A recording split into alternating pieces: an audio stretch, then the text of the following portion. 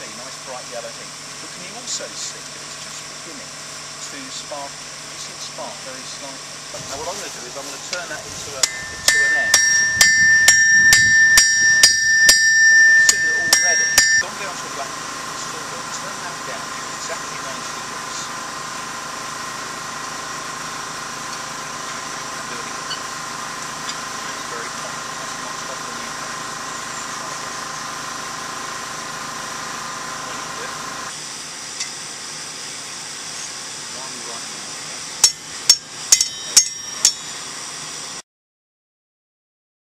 So it's the thing with wild garlic is anything garlic can do, wild garlic ramsons can do just as well. But it also does what spring onion does and what chives does. A lot of you will know that that's silverweed. If you notice the leaf in that plant down there, it's got that silver sheen on it, and very distinctive. It's a member of the strawberry family, potentillas, and it has a lovely yellow. Slightly strawberry-like flower. Its other name is wild chervil. Now, chervil, as you know, is a kind of herb that you can grow in your garden, and has got this nice scented parsley-like leaf. Have a pass of this one round. If you remember yesterday, we were talking about feeling things blindfold or from another country, and you can actually pin it down to which family it comes from.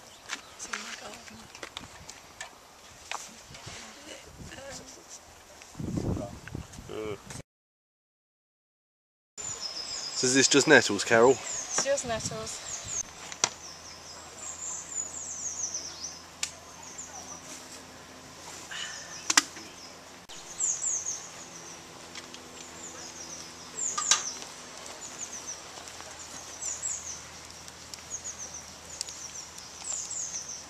Amazing. Fix your forks, folks. You're going to need forks for this. Yeah. I've got one. I'm fine. Shall I break open an egg yolk? I think a lightly poached egg is the most gorgeous thing. It's got such fabulous flavour. Come and get some food. It's stuck in. Disguise the taste of that, I think. Yeah, well, you're using them as a base rather than sort of trying to use them for their own flavour in themselves, because although everyone says use them like spinach, of course they don't taste anything like spinach. I'll have menus in mind, or food in mind, but I'll also be thinking, what can I do with that? And beautiful. That's wonderful. Do you want to stop for just a minute? Have a little break?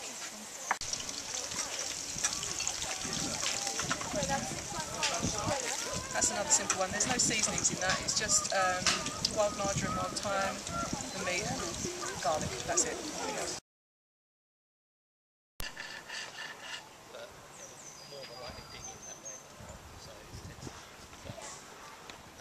When you have brews like that, if I can find some wire later, what you can do is hold a piece of wire in there and burnish it.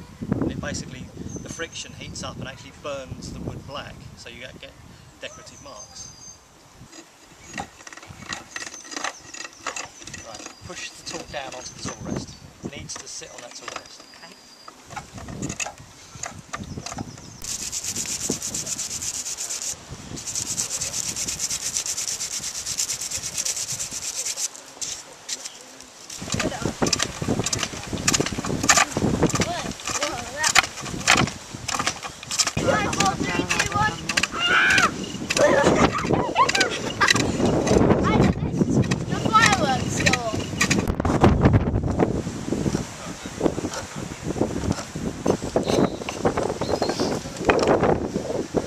How does that look? Good. Yeah? Yep. Next time I'll probably come and see if I can make a shield. Yeah. 5 seconds. When we've broken the neck, okay, we need to take the wee out of it. Because if you leave the wee inside of it, inside its bladder, it imparts into the flesh, it comes out via osmosis, seeps through the bladder, goes into the meat, tastes the meat, and that tastes really nice. Okay? So what you have to do is you have to rub your thumb down between the two legs. You feel a little bubble, that will be his bladder. Yeah? And you push down, and the wee will come out. So what I'm going to do is, I'm going to skin it now. I usually sock skin mine. And what I mean by that is I'll sock it off right away from there down to the head. And I'll show you how I do that. So, firstly, some people going from the top, some people go from the bottom. With the bottom, you've got more chance of piercing the stomach. Now, if you've ever got rabbit, insides of a rabbit gut on your skin, it stinks and it don't come off. Even with bleach, you can still smell it on your hands after bleaching. So, you don't really want to be piercing.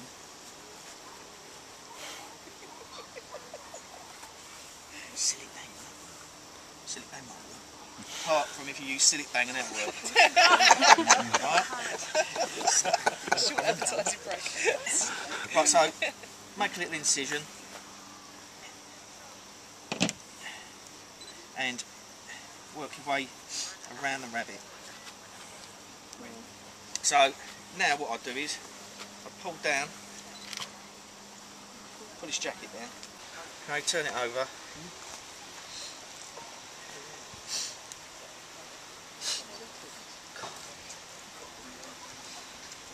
Pull that off. I'll go in just under the rib cage, yeah, because it's not likely to hit any of the stomach. And then what we do is now we check. The reason I do it here is because I can check the liver straight away. This one I can see as soon as I pull it out. It's nice and pink. If it's got white lesions and stuff like that, best try not to use the rabbit really. But System has had great root bears. You choose out go out into the country where there's sort of one-off root bears. They're always good, but they're never say it's not regular, so you have to just keep them in and always get there early. So. Well, I might be doing this, or if I'm working. That's that little berm filament. Oh yeah, so there's a couple of those, isn't there? Yeah. That's what we're trying to get rid of now. You turn this round that way. Yep. Use that.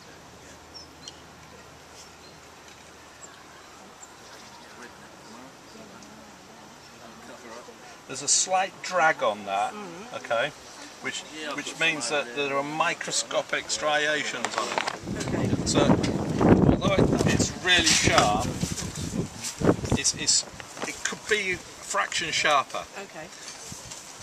I'd be happy with that. Okay. This is the hedge or field maple, and you can see the typical maple shaped leaves here. They're often actually quite a bit smaller than this, and you can see as it goes up the tree they do tend to be a bit smaller. These are quite large ones. Just coming into flower, lovely flowers. Come and have a real close look at them. Field maple is our native maple. Sycamore is supposed to be a kind of doubtful native or an alien, and so it's kind of not highly thought of, but it's not as bad as it's painted. This tree, however, you wouldn't normally use it for much because it's relatively uncommon. It's regarded as a conservation tree, if you like. So once it's seasoned, it'll make you good bow drills for your bushcraft and that kind of thing. The basic tools that you need to master everything to do with flint knapping.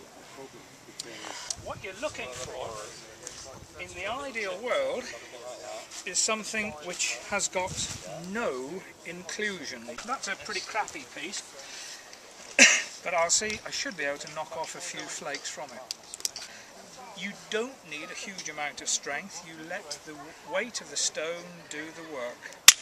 But so hit it down like that, and that comes off the underneath there. So it's not about strength. And all I'm doing is exactly the same as when I knocked off the big flint, but at a smaller scale. So hitting down, and every time I'm trying to knock off a little flake like that. So that is now a finished scraper. You may not be able to finish it quite so quickly, but the key thing to remember is the technique. Remember, let the tool, i.e. this little pebble, do the work. Hit down, hit at an angle of about 45-60 degrees, and try to knock off a piece every time. Again, that was very honest. I'll try that one, mate. if you... Yeah. Okay, thank you. Alright, so...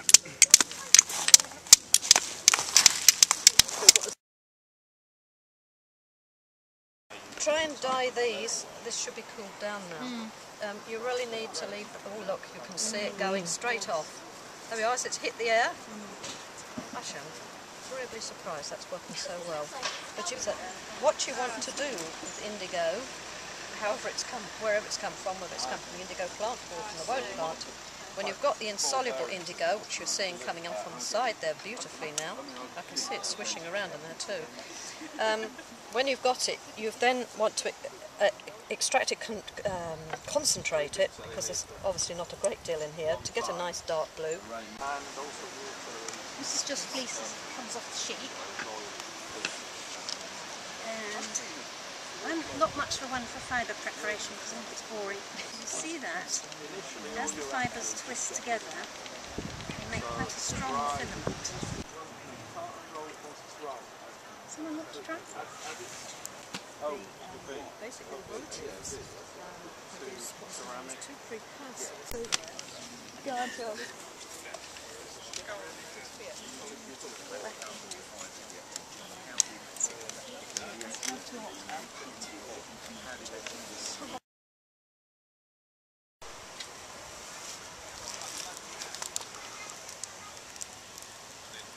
Flour and stops it from sticking.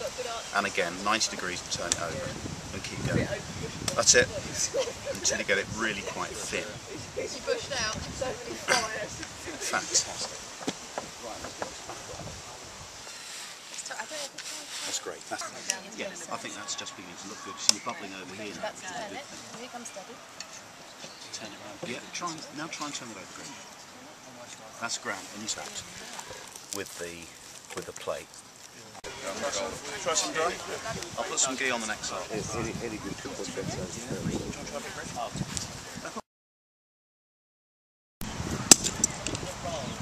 And there is an element of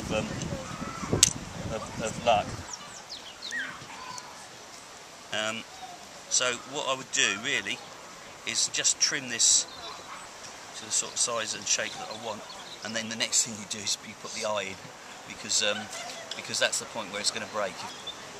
So it's really just a question of if you wanted to do this process in a... You could use flint for this. Foxbone. There was I've got to know. I was doing the fox, I'd have kept a bit. Oh yeah. Well. But only